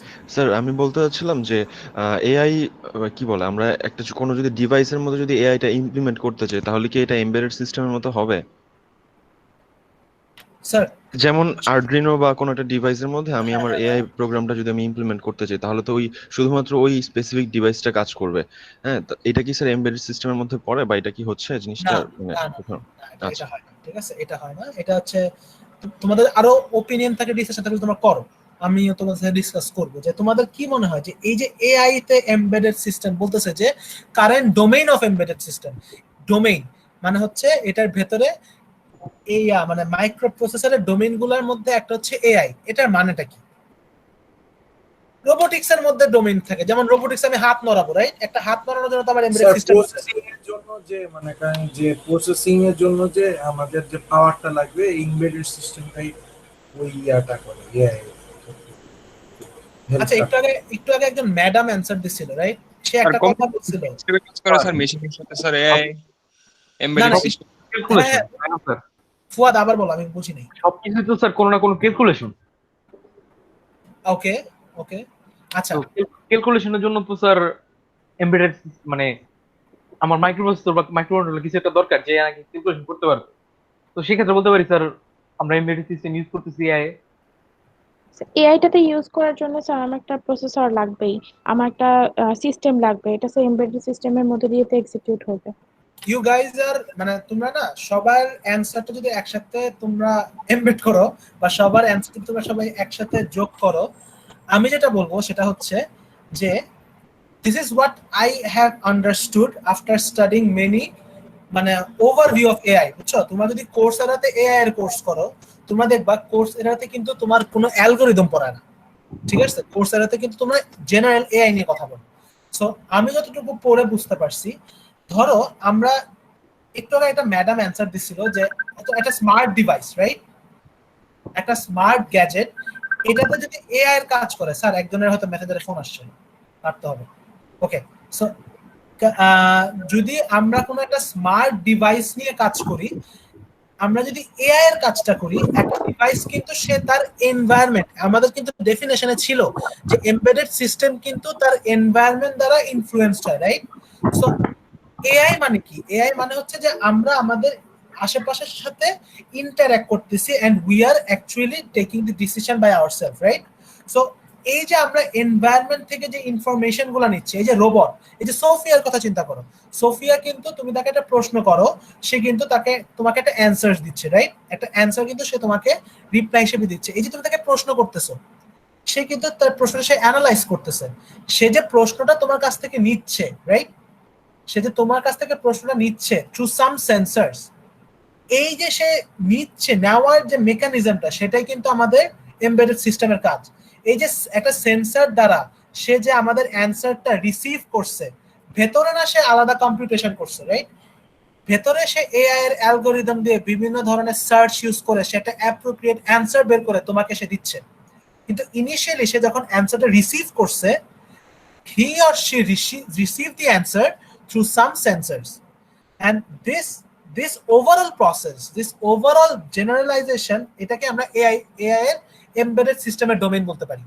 যে এই যে এআই এর কাজটা করার জন্য সে যে ডেটাগুলো কালেক্ট করছে, ডেটাগুলোর কালেক্টের ক্ষেত্রে যে হার্ডওয়্যার কম্পোনেন্টটা ইউজ হচ্ছে, সেটা কিন্তু এমবেডেড সিস্টেমের আন্ডারেই পড়ে। আমরা বুঝতে পারছি? কারো কোনো মতামত, কোনো ডিসকাশন বা কোনো ধরনের ওপিনিয়ন?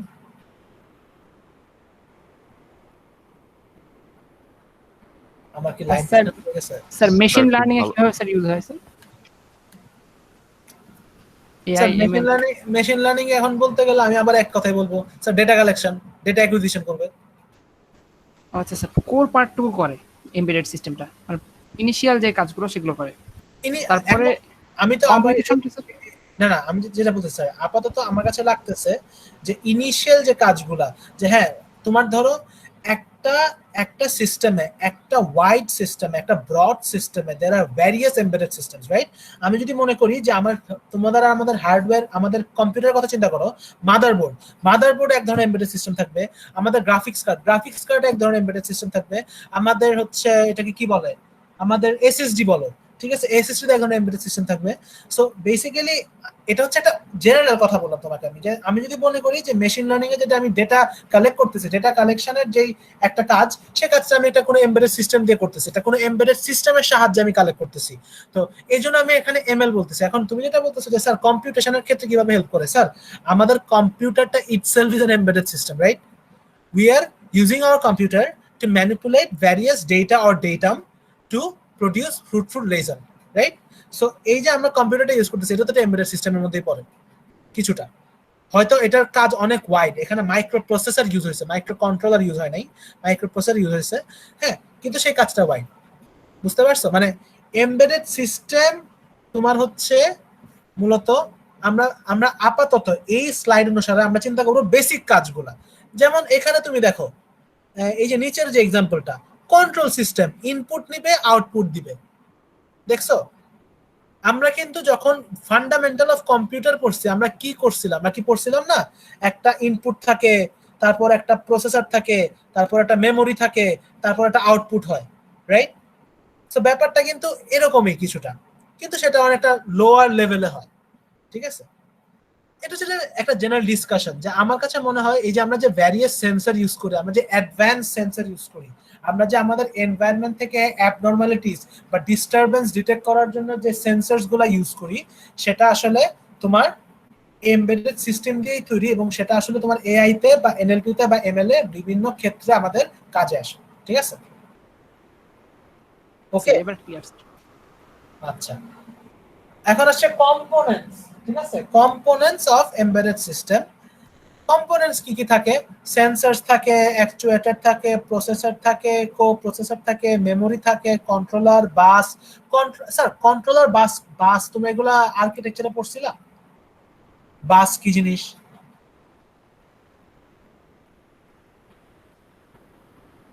স্যার তোমরা কি কেউ আছে? স্যার বলছিলাম, ভুলে গেছি। স্যার টপোলজি কি? স্যার টপোলজির বাসেস।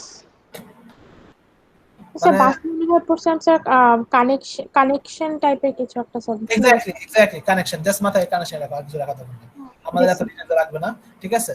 আমরা সামনে যখন, আমি জানি না তোমাদের এখানে কি এএলইউ ডিজাইন আছে কিনা, থাকলে হয়তো আমরা তখন বাসের ডিটেইলস করব, হ্যাঁ? তো controller, buses, application specific integrated circuits, ঠিক আছে? আমাদের এমবেডেড সিস্টেমের ভিতরে একটা আইসি থাকবে যেটা হচ্ছে একটা কোনো অ্যাপ্লিকেশনের জন্যই তৈরি করা, রাইট? সেই অ্যাপ্লিকেশন স্পেসিফিক ইন্টিগ্রেটেড সার্কিট থাকবে, কনভার্টার্স থাকবে, সফটওয়্যার থাকবে, রাইট? একটা অ্যাপ্লিকেশন প্রোগ্রাম থাকবে, একটা এক্সেপশন হ্যান্ডলার থাকবে। এখন যদি বলো যে স্যার এমবেডেড সিস্টেমে এক্সেপশন হ্যান্ডলার করতে আসলো, স্যার ধরো আমাদের বাসার বা তোমার বাসার ওয়াশিং মেশিনটাই তোমার 20 মিনিট কাপড় ঘুরতেছে, ঠিক আছে? 10 মিনিট না 19.5 মিনিটে যা সে কারেন্ট চলে গেছে, ঠিক আছে? এখন যখন সে আবার কারেন্ট আসবে, এই যে 30 সেকেন্ডের জন্য কি সে চালু হবে? সে আবার অনেক এনার্জি খরচ করবে, নাকি সে মনে করবে যে না এই 30 সেকেন্ডের জন্য আমার আর কাজ করার দরকার নাই? এই যে ডিসিশনটা সে নিবে, এই এক্সেপশন গুলো সে হ্যান্ডেল করবে। বুঝতে পারছি যে আইদার ট্রাই দিস, যদি হয় সমস্যা না হয় দেন, যদি সমস্যা হয় তাহলে এই কাজটা করো, এই কাজটা করো, ট্রাই করো, যদি সমস্যা হয় তাহলে ওই কাজটা করো, শেষ। বুঝতে পারছি? তো এক্সেপশন হ্যান্ডলার আমাদের মাইক্রোপ্রসেসরে থাকে। এই স্লাইড নিয়ে কারো কোনো কোয়েশ্চেন থাকলে বলতে পারেন। জি, বেসিক্যালি স্যার এখানে এক্সেপশন হ্যান্ডলার হলো ডিসিশন মেকার হিসেবে কাজ করবে, যে ডিসিশন কাইন্ডা, হ্যাঁ এক্স্যাক্টলি, যে আমরা হয়তো 20 মিনিট কাপড় কাচবো, হ্যাঁ, কিন্তু হঠাৎ করে 10 মিনিটের মাথায় কারেন্ট চলে গেছে, 10 মিনিট এখন যে কারেন্ট আসার পরে কি হবে, রাইট? এই এক্সেপশনটা সে কিভাবে হ্যান্ডেল করবে?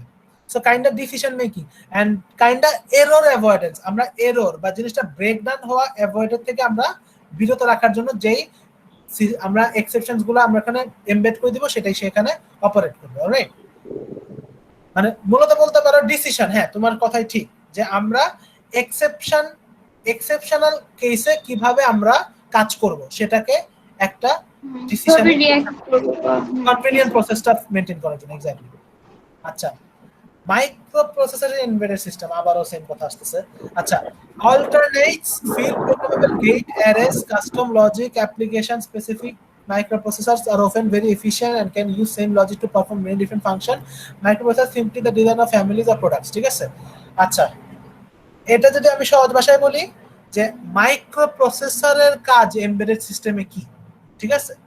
মাইক্রোপ্রসেসরের কাজ হচ্ছে, মাইক্রোপ্রসেসর হচ্ছে খুবই এফিশিয়েন্ট, হ্যাঁ, এবং তারা হচ্ছে একটা এমবেডেড সিস্টেমকে মেনি ডিফারেন্ট কাজে হেল্প করতে সাহায্য করে, ঠিক আছে? একটা এমবেডেড সিস্টেম সে যদি many different sort of functionality perform করতে চায়, তখন আমরা সেটার ভিতরে মাইক্রোপ্রসেসর দেই, অলরাইট?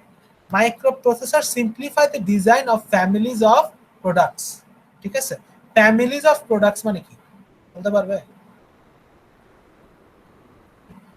স্যার একই প্রোডাক্ট ভিন্ন মডেল এরকম কিছু নাকি স্যার?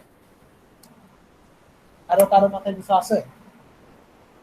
বিভিন্ন মডেল হতে পারে, বা যেমন দেখা যাচ্ছে প্রিন্টার, যেমন স্যার ডেস্ক জেট প্রিন্টার গুলো মানে একই সিরিজের একই সফটওয়্যার দিয়ে চলে সবগুলো, এরকম কিছু হতে পারে।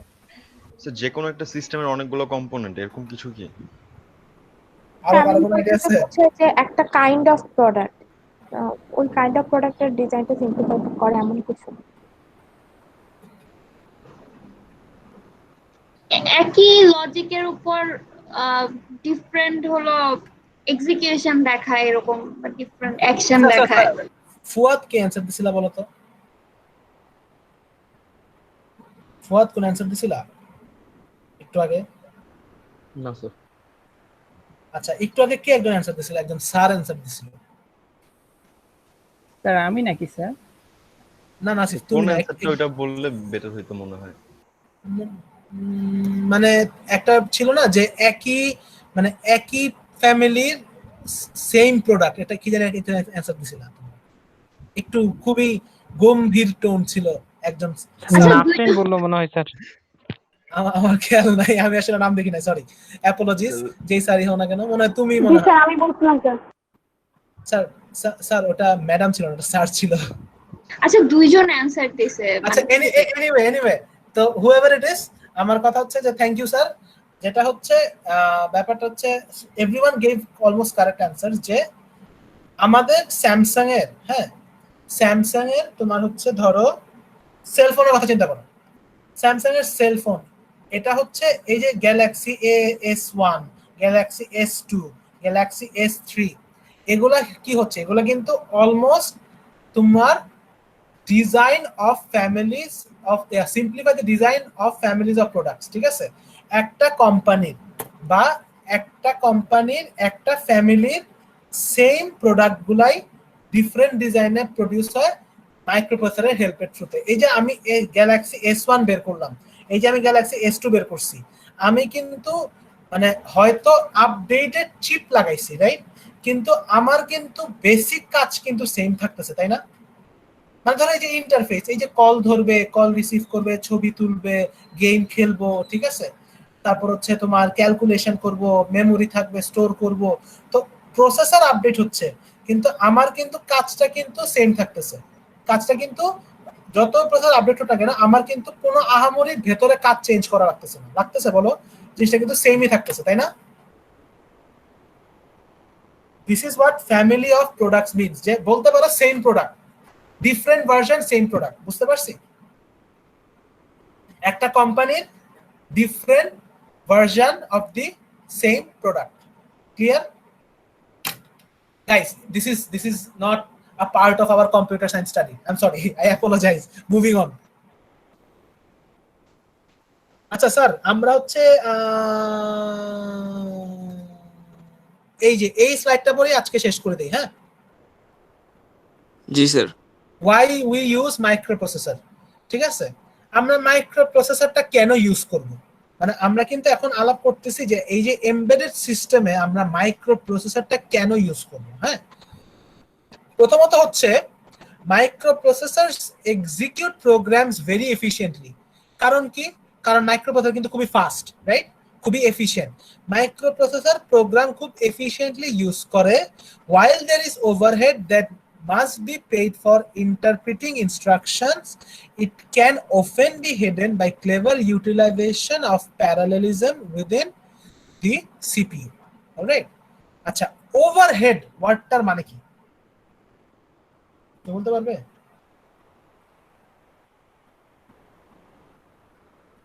তো অনেকগুলা কাজের সাথে জমা হয়ে গেলে ওভারহেড।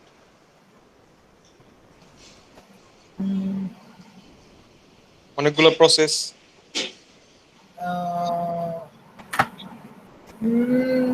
না, মানে প্রসেস না, এটা যদি ইংলিশ ল্যাঙ্গুয়েজের কথা চিন্তা করো, ওভারহেড মানে হচ্ছে যে মানে this is very similar to, মানে আমার যতটুকু মনে আছে বা আমি যতটুকু জানি, ওভারহেড মানে হচ্ছে কম্প্রোমাইজের একটা ইস্যু, বুঝছো? ঠিক আছে? ধরো আমরা এখানে তুমি যদি লাইনটা পড়ো তাহলে বুঝে যাবা, while there is overhead that must be paid মানে কি? there is a certain compromise যেটা তোমাকে করতে হবে। একটা কম্প্রোমাইজ তোমাকে করতে হবে যে তুমি যে ইনস্ট্রাকশন দিলা, মাইক্রোপ্রসেসরকে তুমি একটা ইনস্ট্রাকশন দিলা, সেটা কিন্তু সে ইন্টারপ্রিট করবে, রাইট? সে কিন্তু এটাকে কনভার্ট করবে। আমরা যে প্রোগ্রাম রান করি, সেই আমাদের প্রোগ্রাম কিন্তু আমরা কিন্তু কম্পাইলার ডিজাইনে পড়ছি যে আমাদের কিন্তু এখানে সার্টেন সর্ট অফ ইন্টারপ্রিটেশন হয়, এখানে সার্টেন সর্ট অফ তোমার কনভার্সন হয়। সো এই যে সে ইন্টারপ্রিট করতেছে তোমার ইনস্ট্রাকশনটা, এটা কিন্তু মাঝে মধ্যে করতে টাইম লাগে।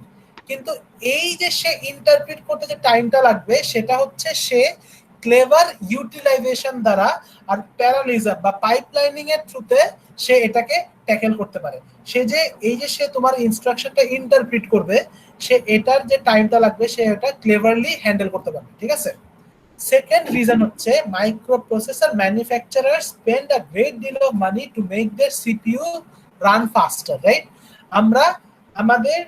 আমরা কিন্তু প্রচুর টাকা দিতে রাজি। আমরা যখন একটা কম্পিউটার কিনি, আমরা কিন্তু Core i7, Core i5, Core i3, হ্যাঁ, আমরা কিন্তু এগুলা কিনি। সাধারণত কিন্তু আমরা সেলেরন পিসি কেউ কিনি না। কেউ কি আছে যে দোকানে যায় সেলেরন ল্যাপটপ কিনবে? তোমাদের মধ্যে কেউ আছে? স্যার এখন তো রাইজন চলেছে। এখন স্যার বাজারে রাইজেন ইন্টেল। আচ্ছা, রাইজেন তো মনে হয় সর্বনিম্ন কত? 2200 না? 2200? না না না স্যার, এখন সর্বনিম্ন এখন রাইজেনের 6000। না না মডেল স্যার 2200 এর পরের ভার্সন এসেছে স্যার। হ্যাঁ, এখন তো 5 জেন তো চলতেছে স্যার। না না না না 2200 না না না, আমি এটা বলছি 2200 নিচে কি কিছু আছে? না স্যার, 1600 চলতেছে রাইজেন 3। 1200 জি থাকার কথা। মানে আমি যতটুকু জানি কেউ হয়তো 2200 নিচে কিনবে না, কিনলে হয়তো 2200, 3600, 3500, ঠিক আছে? ওগুলোর দিকে একটু ঝুঁক যাবে। সো বেসিক্যালি আমার কথা হচ্ছে স্যার আমরা অ্যাথলন আছে 5000 অনেক অনেক কম দামি ছোট প্রসেসর অ্যাথলন প্রসেসর এমডি আমার রাইজেনের ব্যাপারে না স্যার মানে আমি না 3600টা খুব দেখছি, ঘাটাঘাটি করছি কয়েকদিন। 3600 নিচে আমি যাইনি বা উপরেও যাইনি, আমি 3600 নিয়ে ঘাটাঘাটি করছিলাম, ঠিক আছে। তো মানে কিন্তু রাইজেনের ব্যাপারে আমার অনেক কনফিউশন আছে। বাট হ্যাঁ, দেন अगेन আমি কয়েকদিন আগে আমার একজন কলিগ সে রাইজেনের একটা ল্যাপটপ কিনছে, ওর আসুসের ছিল এবং ওটা রাইজেনের মনে হয় কত জি ছিল আমার অ্যাকচুয়ালি এখন খেয়াল আসছে না। যেদিন বাংলাদেশে প্রথম করোনা রোগী ধরা পড়ে সেদিন আমরা গেছিলাম কিনতে ওটা। তো ওকে যেটা আমি খালি বলছিলাম যে তুমি হচ্ছে এসএসডি লাগাও, তোমার এই এইচডিডি তার সাথে সাথে তুমি একটা এসএসডি লাগাও। ওর ল্যাপটপে ওই প্রভিশন ছিল, এসএসডি লাগাইছে, ও এখন ওই ফাস্টই কাজ করতেছে। তো বেসিক্যালি প্রসেসরের সাথে যদি তোমার মানে অবশ্যই ভালো এসএসডি থাকে তোমার কিন্তু কম্পিউটেশনাল পাওয়ারটা it becomes much more smoother, ঠিক আছে। বাট আমার কাছে লাগে Ryzen is doing very good, ঠিক আছে। ইন্টেল খুব প্রেসারে আছে রাইজেনকে নিয়ে। মানে আমি কয়েকটা আর্টিকেল পড়তেছিলাম, তো আমি জানি না তোমরা ওটা পড়ছো কিনা বা দেখছো কিনা, ইন্টেল কিন্তু সেই লেভেলের প্যারা খাচ্ছে। স্যার ইন্টেল কামব্যাক করার ট্রাই করতেছে, 10 জেনারেশন দিয়ে স্যার কামব্যাক করার ট্রাই করছে। ওই যে কোর i3 10 জেনারেশন নাকি? হ্যাঁ জি স্যার, সবগুলোরই 10 জেনারেশন আনছে। বাট স্যার রাইজেন যে 4 জেনটা বার হচ্ছে সেপ্টেম্বরে, ওটা অনেক পাওয়ারফুল হবে ল্যাপটপের দিকে। অনেক রাইজেন 4 জেনের আগে এক্সটি ভার্সন বের করবে 3600 এক্সটি ভার্সন এক্সটি হ্যাঁ ওটা হয়ে গেছে অলরেডি, 12 ক্লক হয়ে গেছে। স্পিডের দিক দিয়ে কি ইন্টেলকে বিট করতে পারছে রাইজন? স্যার ক্লক স্পিড দিয়ে বিট করছে যতটুকু আমি জানি। 10 জেনারেশন আগে তো 9 জেনারেশন আগে বিট করছে। আমি তো এটাই জানি যে যতটুকু আমি জানি যে রাইজন ইজ অনলি বিটিং তোমার Intel through their clock speeds. যেখানে ইন্টেল হয়তো 2.78 দেয় 3 দেয়, সেখানে রাইজনের মিনিমাম মানে তোমার ওভারক্লক চালে 3.1 থাকে, ঠিক আছে। রাইজন তো এখন স্যার বুঝতে পারছি, আমি মনে অন্য একটা কিছুর সাথে গলায় ফেলছি তাহলে। না যেটা হচ্ছে আমিও ভুল হতে পারি, আমি ঠিক জানি না, বাট আমি যতটুকু শুনছি যে রাইজন হচ্ছে দিকে বেটার। আমি যখন প্রথম ল্যাপটপ কিনতে গেছি আমার নর্থ সাউথে ঢোকার পরে 2014 সালে, তখন আমি দোকানে গেছি, যাওয়ার পরে একটা ল্যাপটপ আমার খুব পছন্দ হয়েছে, বুঝছো। মানে ব্যাপারটা হচ্ছে যে আমি অ্যাকচুয়ালি একটু হেভি ডিউটি ল্যাপটপ খুঁজতেছিলাম, ঠিক আছে, যেটা অনেকদিন টিকবে, হ্যাঁ একটু শক্তপোক্ত হবে, হ্যাঁ। আর আমার নাম প্যাডের দরকার ছিল, প্রথম সেমিস্টারে সি ল্যাঙ্গুয়েজের করে বুঝে গেছি, ঠিক আছে, যে নাম প্যাড লাগবে। তো আমি একটা ল্যাপটপ দেখছি এইসারের, তখন এইসারের সিরিজ একটা বের হয়েছে তোমার, ভুলে গেছি এটা, মানে খুবই it was kind of business class সিরিজের ল্যাপটপ ছিল একটা। ভিভো বুক স্যার, না এইসার, ঠিক আছে, এইসার কি জানি ছিল মনে পড়তেছে না, মানে ইট ওয়াজ ভেরি লাইট ওয়েট। তখন আমাকে বলতেছিল কি দোকানদার, আমার এখনো কানে বাজছে যে স্যার এটা হচ্ছে AMD প্রসেসর, এটা নিয়েন না, এটা টিকবে না বেশি দিন, ঠিক আছে। মানে তখন AMD was like the compromise for Intel, ঠিক আছে।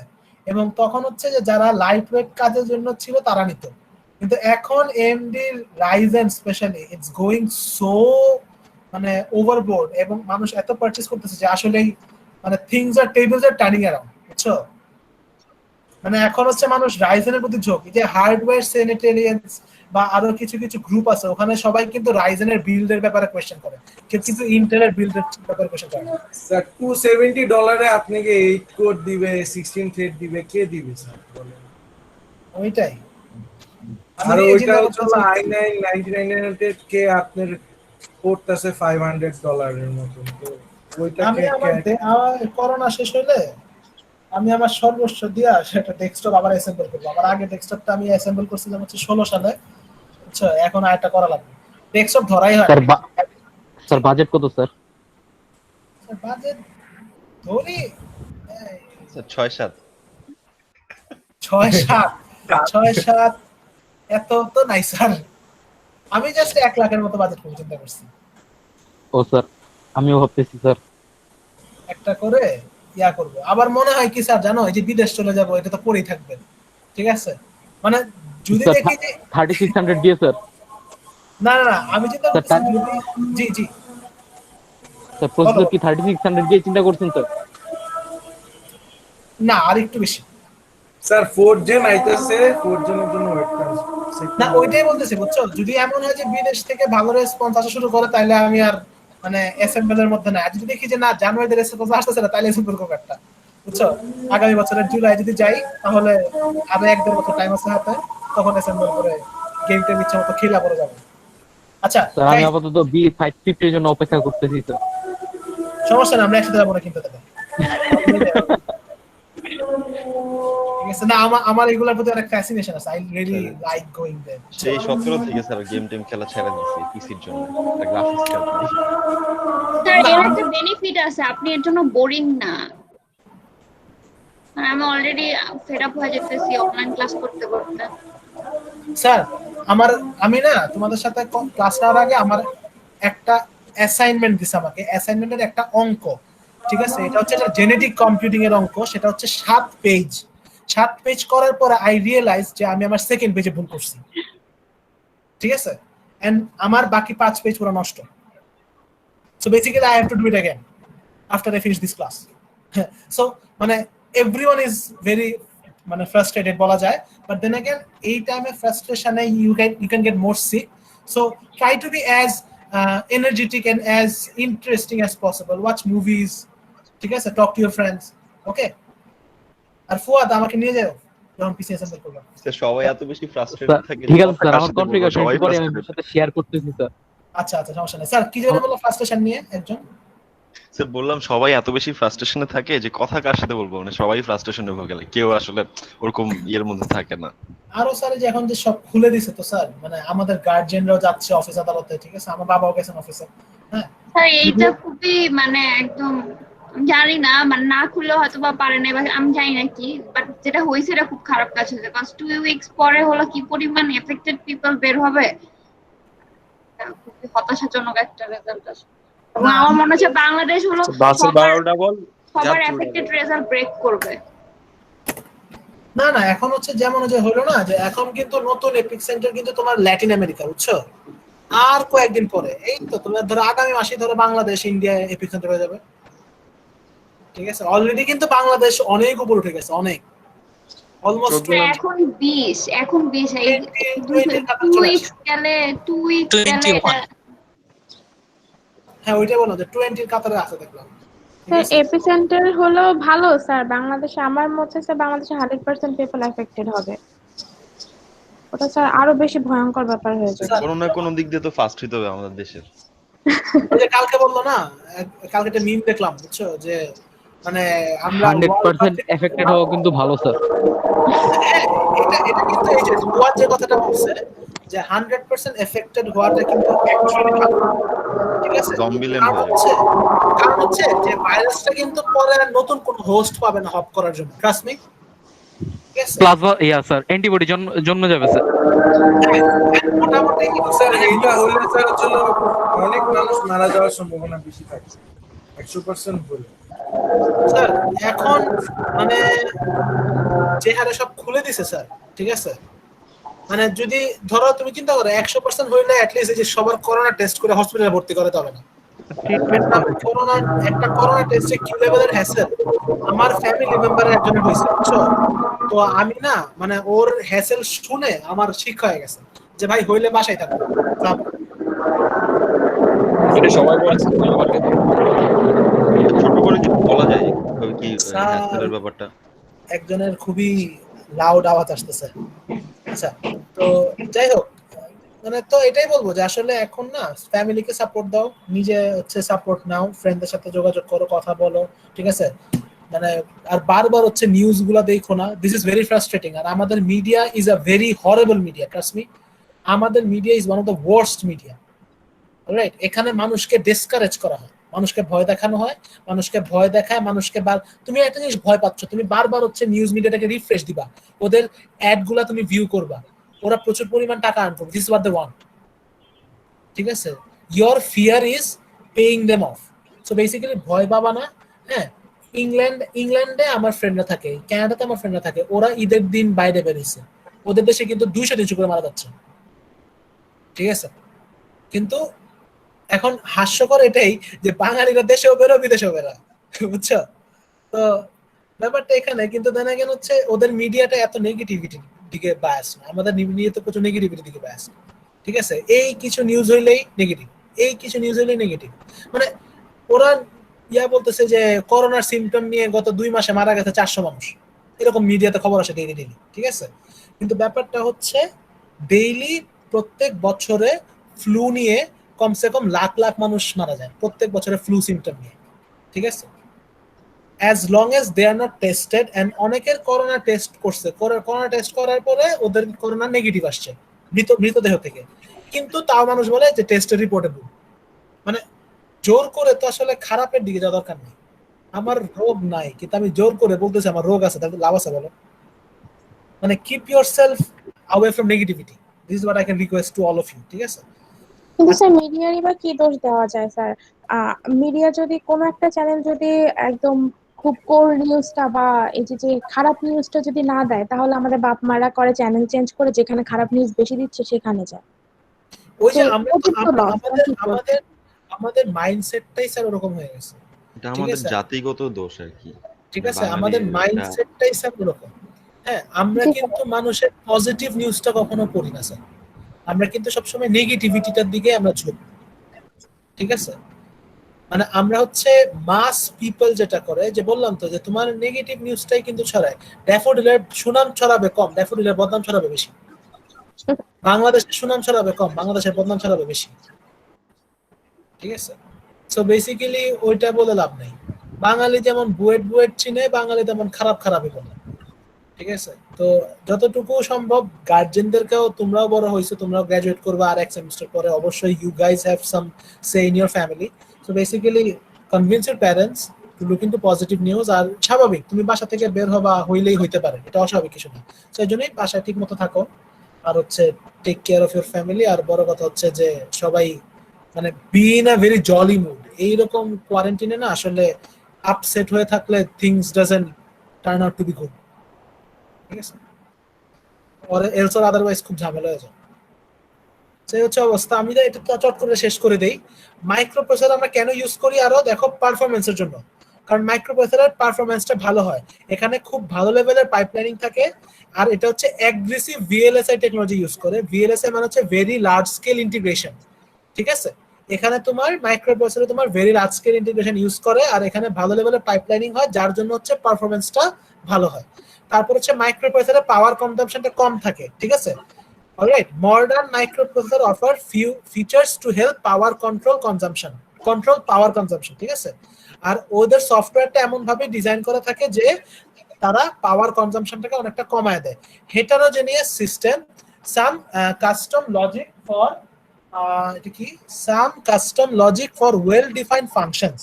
ঠিক আছে, আচ্ছা হেটারোজেনিয়াস সিস্টেম মানে কি, কে বলতে পারবে?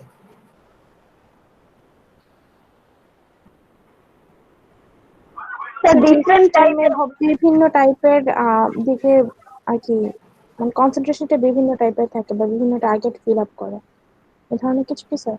আচ্ছা, হেটারোজেনিয়াস সিস্টেম মানে হচ্ছে বলতে গেলে এই যে পড়াইয়াটা দেখো, সিপিইউ প্লাস সফটওয়্যার। ঠিক আছে, মানে হচ্ছে কি এখানে ডিফারেন্ট, তোমার কথাটা ঠিক আছে, কিন্তু ডিফারেন্ট টাইমের বিষয় না, তো ডিফারেন্ট সর্ট অফ কম্পোনেন্টস থাকবে। একটা সিস্টেমের ভিতরে হার্ডওয়্যার কম্পোনেন্ট থাকবে, আবার সফটওয়্যার কম্পোনেন্ট থাকবে, সেটা হচ্ছে আমাদের হেটারোজেনিয়াস সিস্টেম। বুঝতে পারছি? So microprocessor is a heterogeneous system, যে এখানে তোমার দেয়ার আর সাম লজিক that works behind কোন পিনে কোন ইনস্ট্রাকশন যাবে, এই পিনে যখন আমি 00 দিব ওই পিনের আউটপুট কি হবে। C this is a logic system, whereas there is a processing power, right, যে কত তাড়াতাড়ি হচ্ছে। সো এই আমাদের মাইক্রোপ্রসেসরটা একটা হেটারোজেনিয়াস সিস্টেম, যার জন্য আমরা এটা এমবেডেড সিস্টেমে ইউজ করতে পারি। আচ্ছা গাইস, এইটা আমরা নেক্সট ক্লাসে কন্টিনিউ করব। I know I am going bit slow, but the thing is আমি যদি ফাস্ট যাই classes will be very boring, I don't want that. ঠিক আছে, বাট এলস অর আদারওয়াইজ যদি ক্লাস বোরিং লাগে বলো, আমি ফাস্ট যাব, সমস্যা নেই। না স্যার, এইভাবে ঠিক আছে স্যার। স্যার অনলাইনে পড়া বোঝা এমনিতেই একটু কঠিন স্যার, এইভাবে স্লো গেলেই আমাদের জন্য বুঝতে সুবিধা হয়, ফাস্ট গেলে তখন স্যার মাথার উপর দিয়ে চলে যাবে সব। ঠিক আছে, as long as you guys are flexible আমার কোনো প্রবলেম নেই। ঠিক আছে, and as well as আমি আবারও বলতেছি, ডোন্ট ওয়ারি অ্যাবাউট করোনা। আমার যে ফ্যামিলি মেম্বার সুস্থ হয়েছে, আই টক টু হার, সেটা হচ্ছে আমার আপন মামি। ঠিক আছে, আমার মামি ডাক্তার, ওনার করোনা হয়েছে, ওনার ফ্যামিলি সবার করোনা হয়েছে, এন্ড ওনার সিচুয়েশন ওয়াজ ওয়ার্স। ঠিক আছে, উনি বাসায় ছিল, হোম কোয়ারেন্টাইনে ছিল, এন্ড উনি প্রচুর প্রবলেমে পড়ছিল, ওনার শ্বাসকষ্ট হয়েছিল। সে আমার মামাতো ভাই বোনকে ডাকছে, ডেকে বলতেছে কি দরজা খুলে যে দেখো আমি যদি মারা যাই তোমরা, মানে এমন একটা সিচুয়েশন, একটা শিক্ষিত মানুষ সে বলতেছে যে আমি যদি মারা যাই তোমরা আমার কাছে 3 ঘন্টা আসবে না। ঠিক আছে, আমার মামা হচ্ছে হার্টের পেশেন্ট, মামা অন্য রুম থেকে চিল্লাচ্ছে যে এইসব কি বলতেছো, বলছে তো আমি যা সত্যি তাই বলতেছি, মানে এতটা পেইন হয়েছে না। কিন্তু আমার ভাইদের কোনো পেইন হয় নাই, আমার মামারও কোনো সমস্যা নেই, মামা কিন্তু হার্টের সমস্যা। তো সবারই কিন্তু প্রবলেম হয় না, যারা তোমার এই যে একটু টেক কেয়ার করতে পারে। আমার মামা কি করছিল, রোজা শুরুর দিকে হয়েছিল, তো মামা কিন্তু রোজা ভেঙে ফেলছে। আমার মামা রোজা ভেঙে প্রচুর পরিমাণ চা খাইছে, মামি রোজা ভাঙে নাই। আমি রোজা ভাঙে নাই, এই জায়গাটাতে ঝামেলাটা হয়ে গেছে, বুঝতে পারছো? সো বেসিক্যালি গরম পানির উপরে কোনো ওষুধ নাই, আমার মামি বলছে। ওনারা এখন সুস্থ, ওনারা সবাই সুস্থ। ঠিক আছে, ওনারা কোনো অক্সিজেন ওনা নাই, কোনো ধরনের কোনো ভেন্টিলেশনও যায় নাই। সো ওনারা সুস্থ। উনি যেটা বলছেন যে ডেইলি তোমাকে গরম চা খাওয়ার অভ্যাসটা করতে হবে, নাহলে গরম চা না খেতে বলে গরম পানি খাও। আমি চা খেতে পারি না, আমি পানি খাই। আমার এই যে আমি তোমাদের সাথে কথা বলতেছি, আমার কিন্তু গলা আস্তে আস্তে ভেঙে যাচ্ছে। আমি একটু পরে 1 গ্লাস গরম পানি খাবো, কারণ হচ্ছে কি গরম পানি খেলে এই জিনিসটা নাকি তাড়াতাড়ি সেরে যায়। তাদের অ্যারাউন্ড 6 days লাগছে সারতে। ঠিক আছে, আমার আমার আরেক পরিচিত একজন আছে, তার 21 দিন লাগছে সারতে। ঠিক আছে, so basically this is nothing, মানে ভয়ের ভয়ের অবশ্যই আছে, অ্যাজ লং এজ তুমি মানে মানে নিজেকে ভয়টা পাবা না। আর একটা জিনিস কি, তোমার বেঁচে থাকার ইচ্ছা থাকলে তুমি সুস্থ হবা। যদি বেঁচে থাকার ইচ্ছা না থাকতো, ট্রাস্ট মি স্যার, 80 বছরের মানুষ বেঁচে থাকতে পারতো না। ঠিক আছে, 102 বছরের মানুষও সুস্থ হয়েছে জাপানে। বাংলাদেশে 88 ইয়ার্স ওল্ডের মহিলাও রংপুরে সুস্থ হয়েছে। ঠিক আছে, আমি আই হার্ড দ্য নিউজ আর কি, I saw it in the news. Officially আমি দেখি নাই, নিজের পার্সোনালি আমি শুনি নাই, বাট আমি নিউজে পড়ছি যে 88 ইয়ার্স এর মানুষ সুস্থ হয়েছে। সো মানে your health, your safety is in your hand. ঠিক আছে, as long as you think you will be fit, you will be fit. Nobody can change your mind. তুমি দেখবা যে অনেক বড় বড় নিউজে শুনবা যে মানে তোমার ধরো ক্যান্সার হয়েছে, ডাক্তার বলছে যে তুমি 1 মাস বাঁচবা, সে ডাক্তার মারা গেছে কিন্তু সে আরো তোমার 20-30 বছর বাঁচছে। ঠিক আছে, ডাক্তার বলছে 8 মাস থেকে 1 বছর বাঁচবা, 30 বছর বাঁচছে সেই ডাক্তার। সেই সেই রোগীটা, সেই ক্যান্সার পেশেন্টটা, হি আউটলিভড হিজ ডক্টর। ঠিক আছে, জাস্ট বিকজ ওর ইচ্ছা ছিল যে না আমি ঠিক, আমি থাকবো, আমি বেঁচে থাকবো। সো বেসিক্যালি এই মনোবল রাখো। ওই যে আমরা যে ডিপ্রেশন হয়ে যাচ্ছি, আমরা যে নেগেটিভ নিউজ দেখি, এগুলাতে হয় কি, এগুলাতে আমরা আরো we tend to give up, বুঝছো? সো এগুলা মানে রিফ্রেন করো, এগুলা থেকে দূরে থাকার চেষ্টা করো। অ্যাজ ওয়েল অ্যাজ, এটা সবার জন্য আমি বলতেছি, অ্যাজ ওয়েল অ্যাজ সবার মনোবলটাকে স্ট্রং রাখো, তাহলেই হবে। আধ্যাত্মিক কথা বলতে সহজ, আমি কথা সহজে বলতেছি। হ্যাঁ, এখন বলো যে স্যার তো সহজে কথা বলতেছেন, কিন্তু স্যার আসল টাইমে তো বুঝবো না, ঠেলা হইলে তো যখন দমটা আটকাবে তখন তো বুঝবেন। ঠিক আছে স্যার, এটাই বলতেছি, তোমাদের মনোবলটা যদি এখন থেকে ঠিক করো, দমটা আটকায় গেলেও তোমরা তখনও ওই শক্ত মনোবলে থাকবা। কিন্তু নেগেটিভিটি যদি না যায়, তাহলে কিন্তু স্যার দম আটকাইলেও কিন্তু মানে দম আটকায় নাই, তা মনে হবে দম আটকায় গেছে। ঠিক আছে স্যার, অনেক কথা বলে ফেলছি, sorry to waste your time. ঠিক আছে, বাট গাইস ব্যাপারটা হচ্ছে যে once again, if I go slow, inform me. ঠিক আছে, ফুয়াদ আমাদের নেক্সট ক্লাস কবে? কালকে। শিট, কখন? কাল কখন স্যার? টাইমটা হলো 11:30। তাহলে কালকে স্যার আমরা এই টাইমে বসি নাকি? ওকে, এই টাইমে বসে আমরা লেকচারগুলো শেষ করব।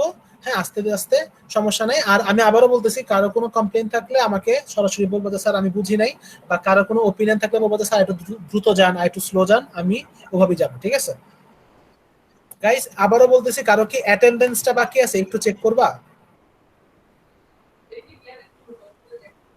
আমি সবাইকে দিয়ে দিছি, বাট তাও যদি কারো বাকি থাকে আমাকে জানাও।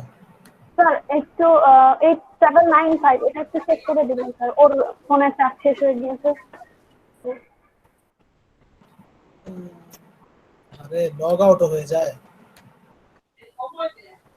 স্যার। এটার হয়তো একটা সমাধান পাইলাম স্যার, চেক করে নিন।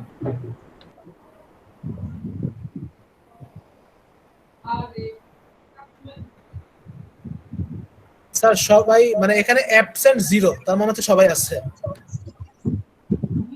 স্যার এই অটো লগ আউটের একটা ইয়া পাইলাম স্যার, সলিউশন। কি স্যার? এই যে সবাই প্রেজেন্ট, ঠিক আছে? স্যার একটা জি, স্যার। নতুন ট্যাব খুলে ওটাতে অটো রিফ্রেশ মারা দাও। 15 মিনিট নতুন পর 15 সেকেন্ড পর অটো রিফ্রেশ হবে, কোনো ও লগ আউট হবে না।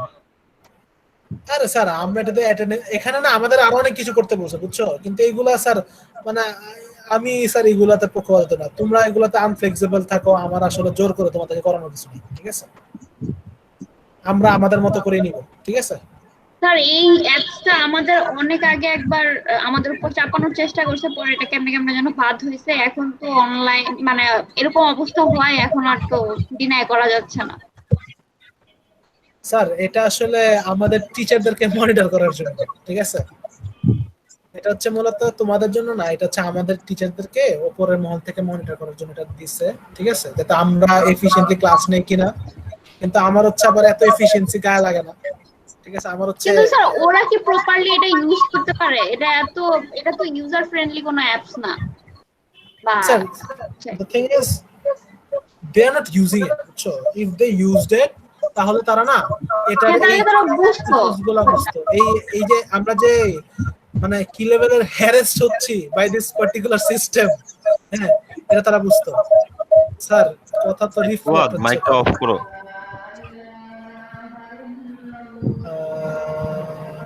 UI ডিজাইনটা অনেক জঘন্য ছিল। তো যাই হোক, তো ওরা তো ইউজ করতেছে না, ওরা জানে না, বাট দেন अगेन যা হওয়ার হবে আর কি, যেটা নিয়ম সেটা যতটুকু পারি মেইনটেইন করি, বাকিটা তোমাদের ফ্লেক্সিবিলিটি অনুসারে we will try to figure it out, ঠিক আছে গাইস? তাহলে অনেক কথা হয়ে গেছে, অনেকক্ষণ আলাপ করছি, ইনশাআল্লাহ তাহলে কালকে আবার কথা হবে, ঠিক আছে? বাকি লেকচারটা কালকে আপলোড করে দিবেন জি জি। স্যার, রেকর্ডিংটা, ক্লাসের রেকর্ডটা। আচ্ছা আচ্ছা, আমাকে একটু মনে করাই দিও, আমি তাহলে এটাতে এখনই রেডি হয় না, একটু পরে 1 ঘন্টা পরে রেডি হয়, তো আমি হলে এটা আপলোড করে দেব, ঠিক আছে? আচ্ছা ফুয়াদ আমাকে নক দিও রেকর্ডিং নিয়ে। ওকে গাইস, ফুয়াদ মনে হয় শুনছে, তাহলে ভালো থাকো সবাই, কালকে ইনশাআল্লাহ দেখা হবে। হ্যাঁ স্যার আমি আপনার লাস্ট কথাটা বুঝিনি। বললাম যে স্যার ফুয়াদকে বললাম, ফুয়াদ তুমি আমাকে রেকর্ডিংটা আপলোড করে দেওয়ার কথাটা মনে করাই দিও, ঠিক আছে? ও আচ্ছা স্যার, ঠিক আছে। ওকে গাইস, তাহলে থ্যাংক ইউ ভেরি মাচ, ইনশাআল্লাহ কালকে দেখা হবে, ঠিক আছে? স্যার আসসালামু আলাইকুম স্যার, আল্লাহ হাফেজ। ওয়ালাইকুম সালাম। থ্যাংক ইউ স্যার, আসসালামু আলাইকুম স্যার। ওয়ালাইকুম সালাম।